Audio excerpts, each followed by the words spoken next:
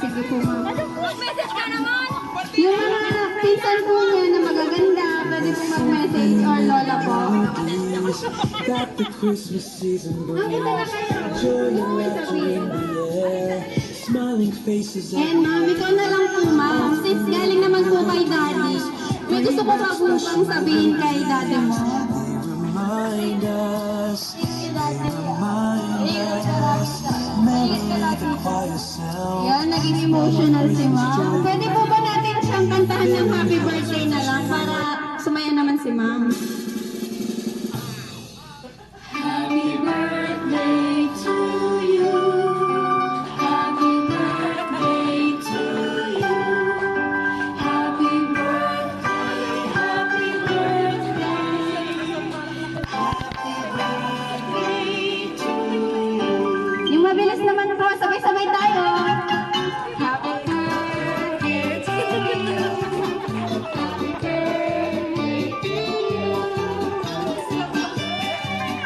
Happy birthday, happy birthday to you. And ma'am, wish mo na po for Lola Gana. Ayan, palakpakan naman natin si Mama Andrea. Once again, happy birthday. To my daughter Andrea, watching you grow up has been many things, joyful, impactful, and even stressful. Above all thought, it has been the most meaningful part of my life. From the day you came into this world, we were as proud as can be blessed for everyone to see. So every year we celebrate this very special day to mark another milestone as your life moves on its way. So happy birthday to you. I wish you all the happiness in the world. Are we thankful all year round for our very precious girl. Once again, happy birthday now from your biggest fan and supporter, Daddy. I love you. Wait, PS. Wow!